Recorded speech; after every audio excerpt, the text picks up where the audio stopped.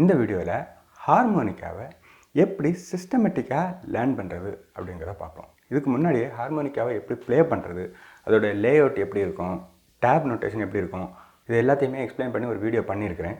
இது அந்த வீடியோவோட பார்ட் 2 அப்படின்னு வச்சுக்கலாம். நீங்கள் டேப் மட்டுமே யூஸ் பண்ணி பாட்டு லேர்ன் பண்ணுறீங்கன்னா இந்த வீடியோ உங்களுக்கு பெருசாக யூஸ் ஆகாது. இந்த வீடியோ யாருக்குன்னா, உங்களுக்கு ஓனாக ஹியரிங்கில் ஒரு பாட்டை ப்ளே பண்ணணும் டேப் இல்லாமல் அப்படின்னா இந்த வீடியோ உங்களுக்கு ஹெல்ப்ஃபுல்லாக இருக்கும். ஏன் இந்த வீடியோ நம்ம பண்ணுறோன்னா, இப்போ பாப்புலர் மியூசிக் சர்டிஃபிகேஷன் இன்ஸ்டியூஷன் பார்த்துக்கிட்டிங்கன்னா Trinity College London, London College of Music, அப்புறம் ஏபிஆர்எஸ்எம், இதில் எல்லாத்துலேயுமே ஹார்மோனிக்கா லேர்ன் பண்ணுறதுக்குன்னு ஒரு சிஸ்டமேட்டிக்கான சிலபஸ் இல்லை. அதுக்காக நான் ஒரு சிஸ்டமேட்டிக்கான ஒரு மெத்தடாலஜி டிரைவ் பண்ணியிருக்கேன். இது எப்படின்னா, வெஸ்டர்ன் சிலபஸையும் கர்நாடிக் சிலபஸையும் ஃபியூஸ் பண்ணி ஒரு சிலபஸ் ஃப்ரேம் பண்ணியிருக்கேன். ஏன்னா மவுத் ஆர்கனை கர்நாடிக் சிலபஸில் லேர்ன் பண்ணால் தான் ஈஸியாக இருக்கும். நம்மளுடைய புக்கு ஒர்க் இன் ப்ராக்ரஸ், அது முடிஞ்ச பிறகு நான் அப்டேட் பண்ணுவேன். கர்நாடிக் சிலபஸை பார்த்தீங்கன்னா சரிகமா பதனிசா, இதை தான் ஒரு ஃபவுண்டேஷனாக வச்சு மொத்த கர்நாடிக் ப்ராக்ரஷனுமே டிரைவ் ஆகி வரும். இதை வெஸ்டர்னில் டோரே மீஃபா சோலா டீடோ அப்படின்னு சொல்லி சொல்கிறாங்க. இப்போ நம்மளுடைய எக்ஸசைஸ் எல்லாமே இந்த கர்நாடிக் சிலபஸில் தான் வரும். ஆனால் வெஸ்டர்ன் நொட்டேஷனையும் ஒரு டச் பண்ணி தான் போகும். இப்போ இந்த சரிகமா பதனிசா அப்படிங்கிறது வெஸ்டர்ன் நொட்டேஷனில் நம்ம மேப் பண்ணணுமா இருந்தாச்சுன்னா அது டோரேமிஃபா சோலாட்டிடோ. ஆனால் இந்த டோரேமிஃபா சோலாட்டிடோவை வெஸ்டர்ன் நொட்டேஷனில் ரொம்ப பெருசாக யூஸ் பண்ண மாதிரி தெரியலை. மேக்ஸிமம் வெஸ்டர்ன் நொட்டேஷனில் நோட்ஸு சிடி, இஎஃப்ஜி, ஏபிசி இந்த ஆல்ஃபபெட்டை வச்சு தான் ஃப்ரேம் பண்ணியிருக்காங்க. அப்போது இந்த சரிகமா பதனிசாவை அந்த ஆல்ஃபபெட்டோட மேப் பண்ணணும். ஹார்மோனிக்காவில் பேசிக்கான ஹார்மோனிக்கா பார்த்திங்கன்னா சி மேஜர் ஸ்கேலில் தான் இருக்கும். க்ரோமேட்டிக்காக இருந்தாலும் சரி, எல்லாமே ஃபவுண்டேஷன் சி. இந்த சி மேஜர் ஸ்கேலில் சிடி, இஎஃப்ஜி, ஏபிசி இந்த மாதிரி 3 தடவை ரிப்பீட் ஆகும். இதோட ஏற்கனவே லேஅவுட்டெல்லாம் முன்னாடி நான் வீடியோ பண்ணியிருக்கிறேன். அந்த வீடியோ செக் பண்ணால் தான் இந்த வீடியோ உங்களுக்கு தெளிவாக புரியும். நான் ஒரு பேசிக் லெவலில் அதெல்லாம் எக்ஸ்பிளைன் பண்ணுவேன். இப்போ இங்கேருந்து சி தொடங்கியாச்சுன்னா ஃபஸ்ட்டு சிடி, எஃப்ஜி, ஏபிசி இவ்வளோ தூரத்துக்கு வரும். அடுத்து திருப்பியும் C D, F G, A B C, C D, F G, A B C, இப்படி 3 தடவை C D, F G, A B C, C D, F G, A B C, C D, F G, A B C இப்படி ரிப்பீட் ஆகும். இதுதான் டோரே மீஃபா சோலா டீடோ. அது தமிழில் சொல்லணும்னா சரிகமா பதனிசா. இந்த ஃபஸ்ட்டு சரிகமா பதனிசா, ஃபஸ்ட்டு சிடி, எஃப்ஜி, ஏபிசியை ஃபஸ்ட் ஆக்டேவ் அப்படின்னு சொல்லி வச்சுக்கலாம். First octave, second octave, third octave. இந்த ஹார்மோனிக்காவில் மொத்தம் 3 ஆக்டேவ் தான் நம்ம ப்ளே பண்ண முடியும். First octave, second octave, third Octave. இதை மிடில் ஆக்டேவ் அப்படின்னு வைக்கலாம். இப்போ மிடில் ஆக்டேவில் தான் சரிகமா பதனிசா ஸ்டார்ட் ஆகும்.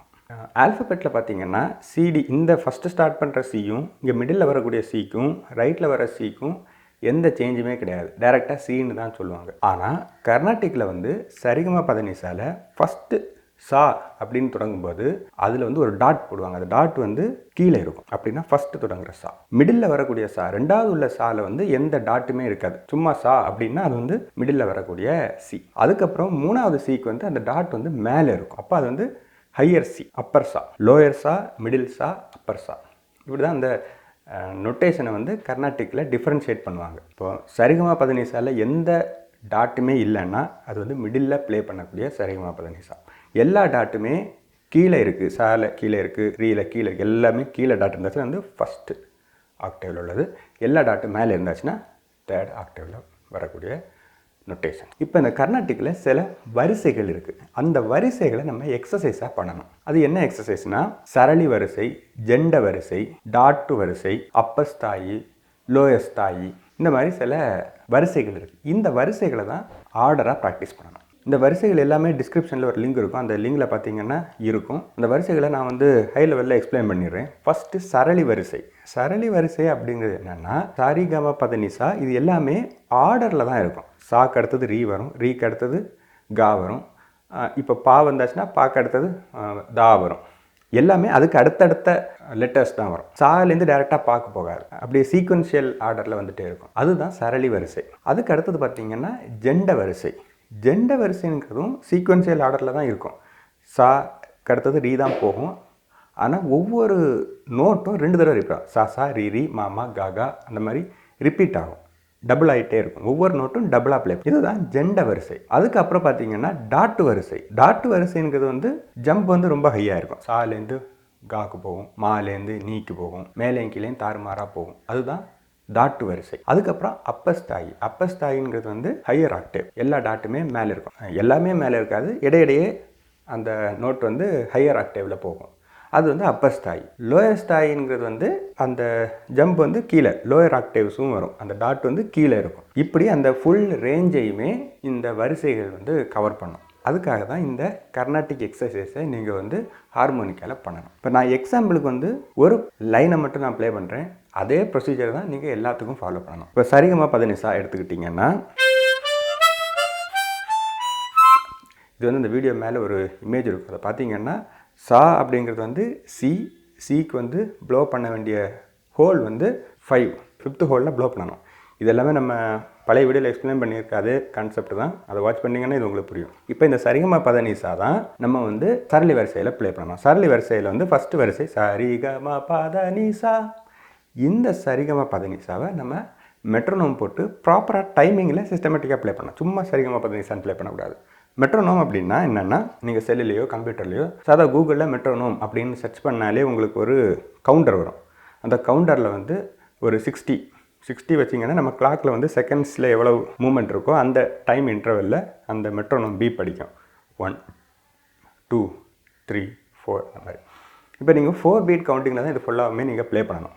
இப்போ ஃபஸ்ட்டு சாவில் வந்து ஃபஸ்ட்டு பீப் அடிக்கும்போது சாவை ஊதணும், ரெண்டாவது பீப் அடிக்கும்போது ரி, அடுத்தது கா மா பா தா நீசா, அப்படி 8 பீப்லையும் சரிகமா பதனிசாவை ப்ளே பண்ணணும். இப்போ இந்த 8 பீப்புனா நீங்கள் கவுண்டிங் வந்து 8 கவுண்ட் பண்ணக்கூடாது. 1 2 3 4 அதுக்கப்புறம் 1 2 3 4 தான். பீப் சவுண்ட் வந்து கண்டினியூஸாக போயிட்டே தான் இருக்கும். ஆனால் நீங்கள் அதை கவுண்டிங்கில் வந்து 1 2 3 4 1 2 3 4 1 2 3 4 அந்த மாதிரி தான் கவுண்ட் பண்ணணும். இப்போ எக்ஸாம்பிளுக்கு ஒரு பீட்டை போட்டேன் பாருங்கள்.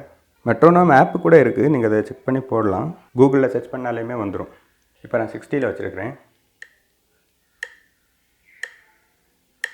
இதான் மெட்ரோனோமோட சவுண்டு.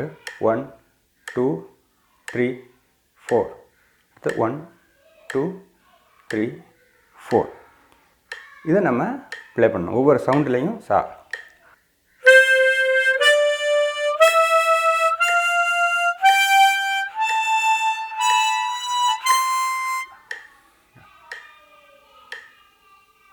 இப்போ ஒவ்வொரு பீப்புக்கும் நம்ம சரிகமா பதனிசா ப்ளே பண்ணியாச்சு. இதை வந்து 3 ஸ்பீடில் நீங்கள் ப்ளே பண்ணணும். இப்போ இது எல்லாமே ஹோல் நோட்டு, ஒரு கவுண்டை வந்து அப்படியே நம்ம ப்ளோ பண்ணுறோம். இப்போ அந்த 1 2 3 4 நம்ம ஸ்ப்ளிட் பண்ணணும். 1 and 2 and 3 and 4 and அப்போ தான் செகண்ட் ஸ்பீடு கிடைக்கும். 1 and 2ங்கிறது வந்து ஹாஃப் கவுண்டு. இப்போ நம்ம 1 2 3 4 இந்த 2 சவுண்டுக்கும் இடையில இருக்கிறதா அண்ட், அதில் சவுண்டு கிடையாது, நம்ம அசியூம் பண்ணி ப்ளே பண்ணணும். அப்போ 1 and 2 and 3 and 4 and 1 and 2 and 3 and 4 and இப்படி நீங்கள் ஸ்பீடாக ப்ளே பண்ணிங்கன்னா 4 சவுண்டுக்குள்ளாடியே நீங்கள் மொத்த சரிகமா பதனிசாவையும் ப்ளே பண்ணி முடிச்சிருவீங்க. பாருங்கள், இப்போ அந்த 4 சவுண்டில் மொத்த சரிகமா பதனிசாவும் வந்துடுது. இந்த 1 and ஹாஃப் கவுண்டை நம்ம இன்க்ளூட் பண்ணி ப்ளே பண்ணுறோம். இதுக்கு அடுத்தது தேர்ட் ஸ்பீடு என்னென்னா குவார்ட்டர் கவுண்டில் ப்ளே பண்ணணும். 1 2 இந்த ரெண்டுக்கும் இடையில 1 E and A, அடுத்தது 2 E and A, 3 E and A, 4 E and A, 1 E and A, 2 E and A, 3 E and A, 4 E and A. இப்படி நீங்கள் கவுண்ட் பண்ணால் தான் உங்களுக்கு குவார்ட்டர் கவுண்ட் கிடைக்கும். அப்போ இந்த ஸ்பீடில் நீங்கள் ப்ளே பண்ணும்போது 2 பீப்பிலேயே மொத்த சரிகமா பதனிசாவையும் நீங்கள் முடிச்சிருவீங்க. இதுதான் தேர்ட் ஸ்பீடு. இப்போ 1 E and A, 2 E and A, 3 E and A, 4 E and A, 1 E and A, 2 E and A, 3 E and A, 4 E and A. திருப்பியும் ப்ளே பண்ணுறேன்.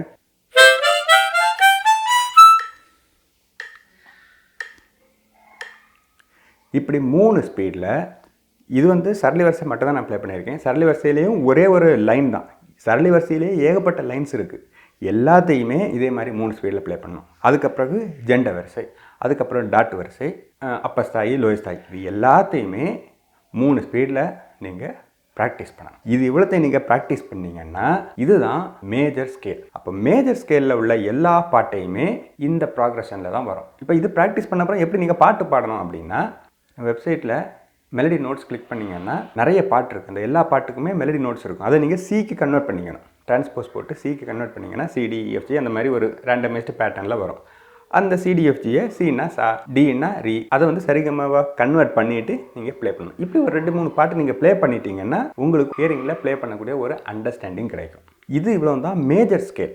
மைனர் ஸ்கேல் அப்படின்னா என்னென்னா, எல்லா பாட்டுமே மேஜர் ஸ்கேலாக இருக்காது. சில பாட்டு வந்து மைனர் ஸ்கேலில் வரும்.